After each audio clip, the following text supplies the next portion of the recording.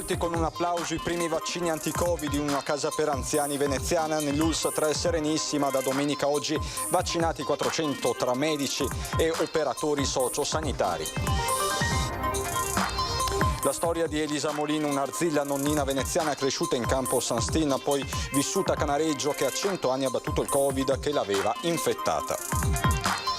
Col 2020 è diventato un punto di riferimento dell'intero Veneto. La Protezione Civile di Marghera è da un anno sede regionale dell'unità di crisi anti-Covid e delle conferenze stampa del presidente Zaia.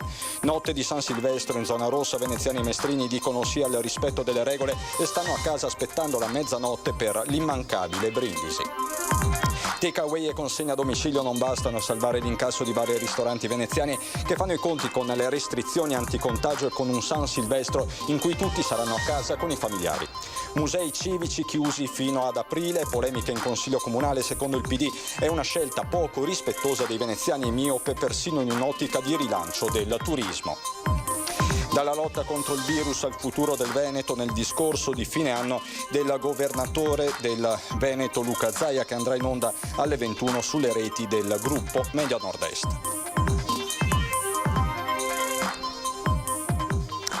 Bentrovati, buonasera telespettatrici, telespettatori di Antenna 3. In apertura di questa edizione veneziana, ancora una volta la curva del contagio che non si arresta nemmeno in questo strano Capodanno 2020. La situazione continua a rimanere seria, i numeri elevati, 4.492 i nuovi casi di positività nelle 24 ore in tutto il Veneto, 116 i decessi. Questo a livello regionale. Ci sono 400 posti letto occupati nelle terapie intensive, 2.999 in area non critica. Nel veneziano parliamo di 913 nuovi casi positivi a Venezia, 15 i decessi. Se vedete, soltanto nella giornata di oggi, 31 dicembre, i soggetti positivi in provincia di Venezia sono stati 503. Ma fortunatamente non si arresta, anzi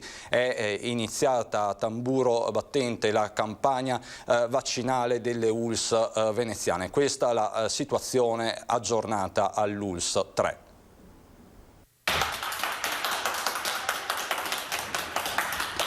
Accolti con l'applauso che accompagna i trionfi, sono i primi vaccini anti-Covid che varcano le soglie di una struttura sociosanitaria per anziani veneziana, la Nazareth, e fanno parte delle 5.200 dosi di competenza dell'ULSS 3 Serenissima arrivate ieri. Abbiamo vaccinato oltre i 110 di domenica, altri 300 operatori sociosanitari, quindi siamo a 400 nel primo pomeriggio, e abbiamo iniziato a vaccinare anche nelle case di riposo. In particolare la casa di riposo Nazareth, dove abbiamo iniziato con gli operatori 50 e stiamo proseguendo nei prossimi giorni con altri operatori e con gli ospiti. Tra gli operatori vaccinati c'è anche chi immortala questo momento con un selfie, il primo passo di step successivi che rientrano in un piano complessivo in cui sono previste 1.400 vaccinazioni giornaliere. Entro i primi 20 giorni di gennaio completare quella che è la grande categoria, come dire, delle persone a rischio, da una parte gli operatori sanitari e dall'altra parte le persone, come dire, più fragili, quindi ospiti delle case di riposo. Nella nostra zona, nella nostra azienda sanitaria sono circa 25.000 e quindi man mano che arrivano le forniture dei vaccini procediamo con questo piano. La pianificazione è stata fatta in base alla possibilità di utilizzare 6 dosi per fiala. Il fatto che possiamo appunto utilizzare 6 dosi di vaccino al posto delle 5 ci ha consentito di sviluppare il piano in maniera più, diciamo così, celere. L'invito al senso civico e all'adesione. Quindi l'invito pressante che facciamo agli operatori del settore, ma anche agli ospiti delle case di riposo e alla popolazione in generale successivamente, è quello di aderire in massa a questa vaccinazione. È un'occasione da non perdere. È l'arma che abbiamo in questo momento per combattere questa pandemia ed è un'arma che ci consente per la prima volta di giocare un po' in attacco e non in difesa nei confronti del virus. Vi raccontiamo adesso la storia di Elisa Molin, un'arzilla nonnina veneziana cresciuta in campo San Stin che poi si è trasferita a Canareggio, che a 100 anni ha battuto il Covid che l'aveva infettata. È una storia davvero unica e bellissima quella di Elisa Morin, o se preferite nonna Isetta per familiari e amici. Nata l'11 novembre del 1920, nel giorno di San Martino, ha saputo di essere positiva al Covid, poco dopo aver compiuto con una forma invidiabile 100 anni. Ha affrontato e vinto il virus, dal quale si è negativizzata qualche giorno fa. È stata fortunata? Certo, perché 100 anni, avere una di quelle malattie che c'è adesso... Non è stato facile? Non è stato, no, non ho sentito niente, ma chiusa su una camera. Sì, mi sono anche paziente, anche se stavo in camera non mi fa niente. A darle tanto affetto e calore le sue figlie, Michele e Maria Grazia, che Elisa non rinuncia mai a salutare dal cancello del giardino del pensionato dove vive, e il ricordo per lei dell'amato marito pensiero spagnolo deceduto diversi anni fa. La sua giovinezza l'ha trascorsa in campo San Stin, poi dopo il matrimonio si è trasferita a Canareggio, una donna umile ma al tempo stesso piena di energia, amante delle passeggiate in montagna, che fino a 86 anni frequentava corsi di ginnastica. Ecco dunque un racconto straordinario, forse quasi irripetibile, con cui chiudere un anno orribile, il 2020, drammaticamente segnato dalla pandemia. Per il prossimo anno ci vediamo per i 101 allora. Spero che questo benedetto virus si andrà via anche. No da me, ma da tutto. Beh, sai cosa che ho? È il cuore sano. C'è proprio il cuore sano. Il cuore sano. E ora il cuore sano supera tutto. Cioè, se sei maiale, se sei così, e ora sei pericoloso. Ma se sei sano, passa tutto. Tanti auguri a tutti. Col 2020 è diventato un punto di riferimento dell'intero Veneto. La Protezione Civile di Marghera è da un anno sede regionale dell'unità di crisi anti-Covid e delle conferenze stampa del presidente Zaia. È diventato uno dei luoghi simbolo del contrasto alla pandemia di coronavirus in Veneto. Prima di febbraio forse solo poco più degli addetti ai lavori sapevano dell'esistenza della sede regionale della Protezione Civile a Marghera. Nel 2020, col procedere dei mesi, questo edificio è invece diventato un indiscusso punto di riferimento familiare a milioni di veneti. Alle mie spalle c'è l'ingresso che avete visto tante volte, lo spiazzo in cui ci sono state tante manifestazioni di lavoratori che hanno perso l'occupazione a causa della crisi provocata dalla pandemia di Covid-19 e naturalmente anche il luogo in cui si tengono con cadenza quasi quotidiana le conferenze stampa del presidente Zaia, nonché la sede ovviamente della unità di crisi regionale per fronteggiare il coronavirus. Termini amministrativi come ordinanza e DPCM, formule inizialmente ambigue come distanziamento sociale, vocaboli inglesi come droplet e lockdown sono rapidamente entrati nell'uso comune. La sede della Protezione Civile di Marghera è diventata l'epicentro da cui partivano e partono gli aggiornamenti quotidiani sulla pandemia in Veneto e le informazioni utili ai cittadini, in un appuntamento diventato imprescindibile anche per i nostri telespettatori. Attorno, queste strade e i suoi spiazzi sono anche diventati teatro delle manifestazioni di coloro ai quali il Covid ha portato una grave situazione di crisi economica. Chiara, lei da quanto tempo è che viene qui a manifestare in Protezione Esattamente dalla metà di ottobre, io è già la quarta volta che vengo qui. Che attività ha? Ho un centro fitness per l'attività motoria, ho chiuso 77 giorni in primavera e adesso siamo chiusi dal 24 di ottobre e non c'è una data di apertura per noi. Da qui sono state diffuse le notizie dei primi contagi in Veneto, ma sono arrivati anche gli aggiornamenti sul progredire della ricerca e l'annuncio dell'arrivo dei vaccini. L'augurio per il 2021 è che la sede della Protezione Civile di Marghera possa presto annunciare anche la fine della crisi.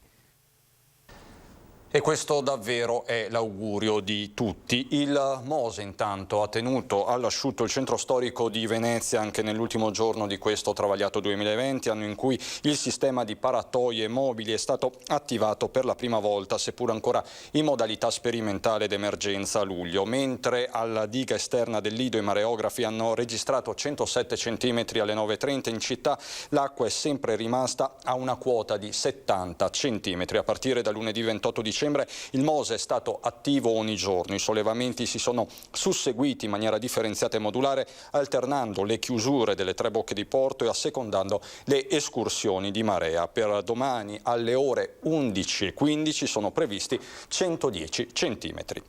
Notte di San Silvestro, quindi in zona rossa. I veneziani dicono sì al rispetto delle regole e si preparano al brindisi rigorosamente in casa. A casa con la famiglia. In quanti sarete? In 3.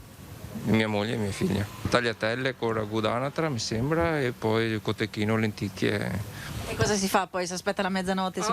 Sì, giochiamo, facciamo un gioco di società e poi niente, facciamo gli auguri. Per una buona causa, aspettiamo la mezzanotte nella speranza che il 2021 qualcosina di buono ci porti. Qual è il suo auspicio per il 2021? Serenità, solo un po' di serenità e un po' di normalità. Non si aspetta la mezzanotte, si va a dormire, abbiamo bambini piccoli.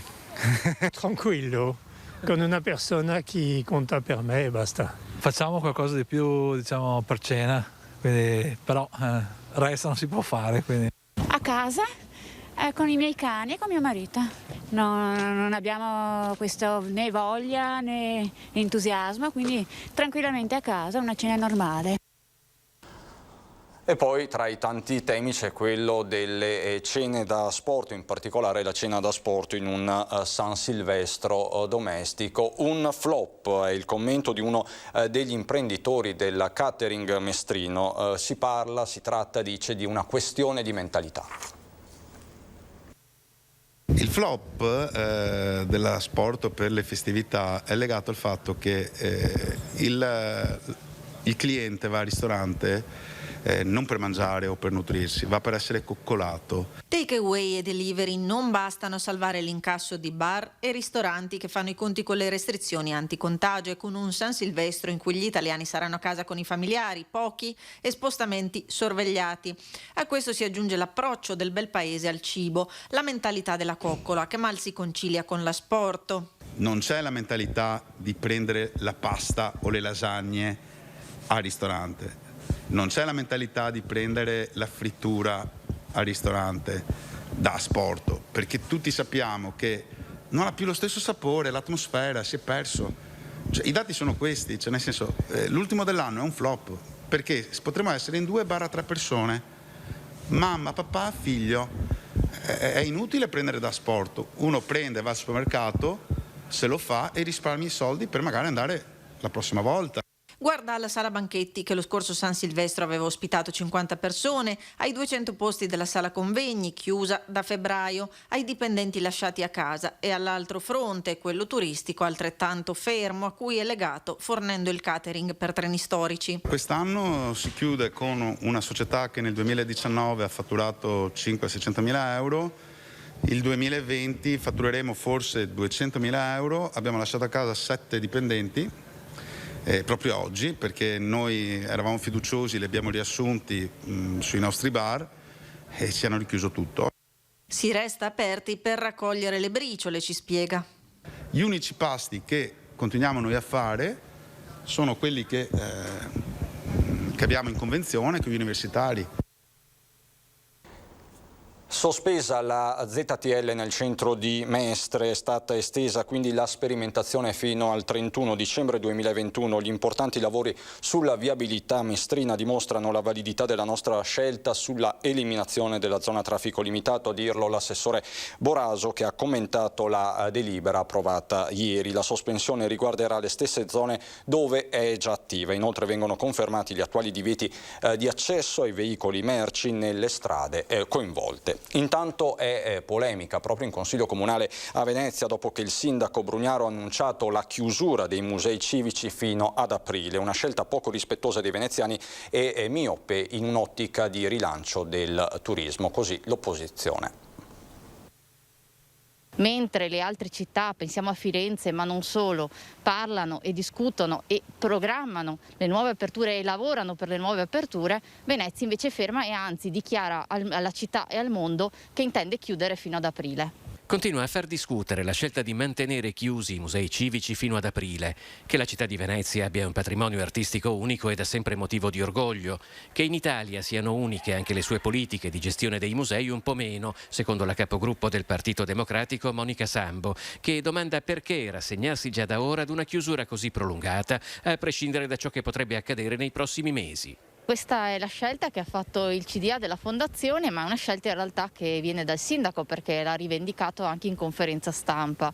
La gravità della cosa non è solo l'apertura, ma è anche la decisione di mettere in cassa integrazione tutti i lavoratori della Fondazione e quindi anche tutte quelle attività scientifiche, di archivio, ma anche di programmazione che servirebbero proprio per, speriamo, l'imminente riapertura dei musei in tutta Italia.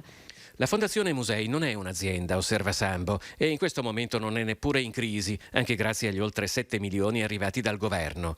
I musei sono per legge un servizio pubblico essenziale, un patrimonio della città e dei suoi residenti. Non sono a servizio esclusivo dei turisti.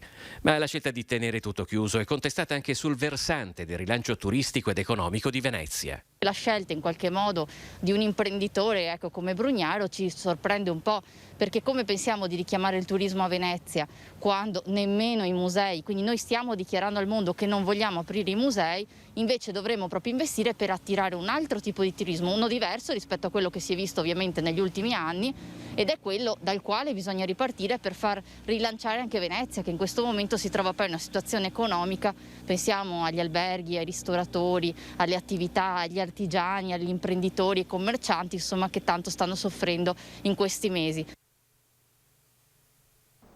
Saranno celebrati a Parigi in forma riservata i funerali di Pierre Cardin, lo stilista di origini venete, morto all'età di 98 anni nella giornata di ieri. I parenti hanno annunciato su Le Figaro, quotidiano francese, che le esequie saranno celebrate nell'intimità familiare. Non è stata per questo fornita alcuna data della cerimonia, che sarà celebrata, questo è certo, nel cimitero di Montmartre e sarà poi seguita dalla sepoltura. Una messa commemorativa per Cardin, nato, lo ricordiamo, nel 1922 a Sant'Andrea di Barbarana, nel comune di San Biagio di Callalta, si terrà a fine gennaio a Parigi.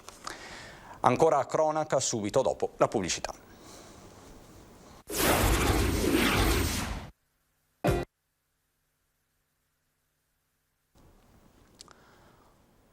Rientriamo in diretta per gli auguri davvero speciali di un grande della musica italiana, Red Canzian, in un anno difficile anche per i Pooh, con la scomparsa a fine anno di Stefano Dorazio. I giorni più belli devono ancora arrivare, il messaggio ai fan e non solo di Canzian. Questo il video che sta già facendo il giro del web.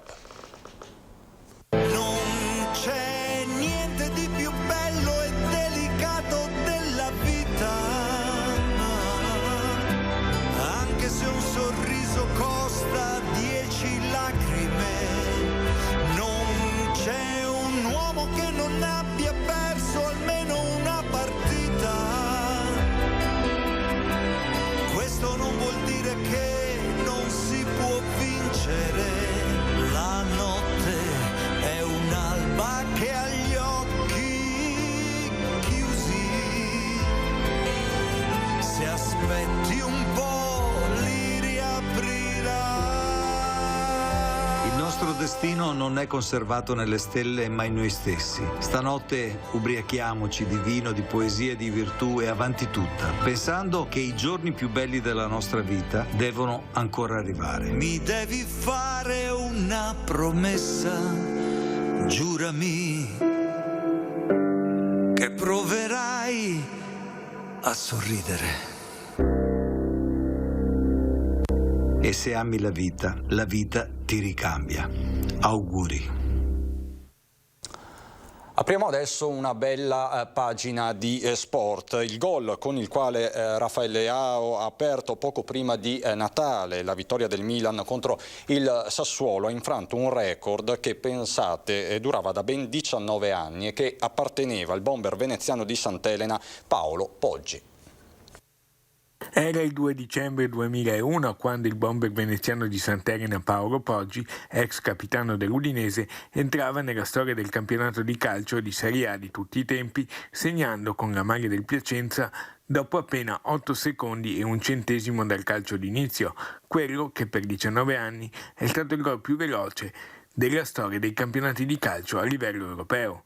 Ora Rafael Leao è stato più veloce di lui, portando in vantaggio il Milan contro il Sassuolo dopo soli 6 secondi e 11 centesimi. Quando certi record vengono battuti significa che succede qualcosa di straordinario. Nel mio caso la cosa straordinaria è stato un errore clamoroso dell'intera difesa della Fiorentina e hanno subito un gol molto velocemente. Nel caso di Leao c'è stata una magia tecnica da parte di un paio di giocatori, Çalhanoğlu e Leao stesso, che hanno confezionato un gol che si può definire perfezione calcistica. Poggi ne parla sempre con umiltà e modestia che lo contraddistinguono e fa i complimenti al nuovo recordman, ma anche gli auguri a tutti i tifosi appassionati di calcio, in primis arancio-nero-verdi, per il nuovo anno, il 2021. Complimenti a Leao. Approfitto anche di questo momento per augurare a tutti voi, ai tifosi arancio-nero-verdi e non, un miglior 2021. Non azzardiamo nient'altro, che non è il momento di farlo. Ciao a tutti. In ultima battuta la nostra programmazione, perché dalle 21 reti unificate nel gruppo Media Nord-Est il governatore Luca Zaia terrà il discorso di fine anno al Veneto. Tra i temi che ha anticipato ci sarà inevitabilmente lo stato della guerra al coronavirus con l'arrivo dei vaccini, ma anche i progetti compiuti e quelli in fase di realizzazione, soprattutto le speranze per il 2021. Appuntamento quindi a partire dalle 21 sul canale 19 di Telenord-Est, 13 su Antenna 3, il 18 di Rete Veneta alle 21. Non ci resta che scambiarci a questo punto gli auguri per un buon anno, per un anno che sia davvero migliore. Da parte della redazione di Antenna 3 Media Nord-Est, giornalisti tecnici, questo quindi è il nostro augurio davvero di cuore. Adesso ci sono le previsioni del tempo, buon proseguimento di serata.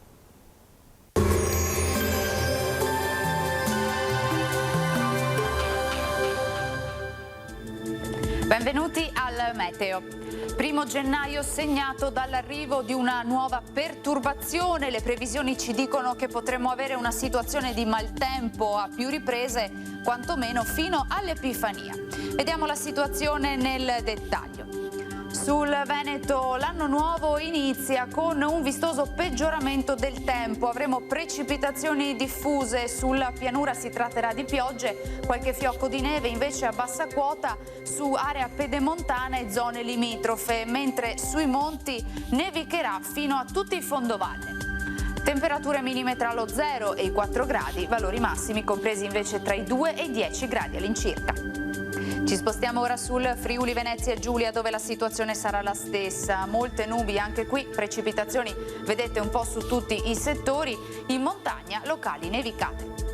Temperature minime fino a 3 gradi, massime sugli 8-10 gradi.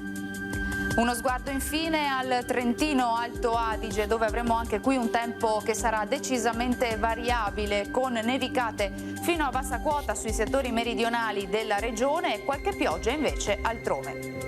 Temperature minime intorno a -1 grado, massime sui 3 gradi all'incirca. Dal meteo di Antenna 3 per ora è tutto, da parte mia i migliori auguri di un sereno 2021 a tutti voi. Arrivederci.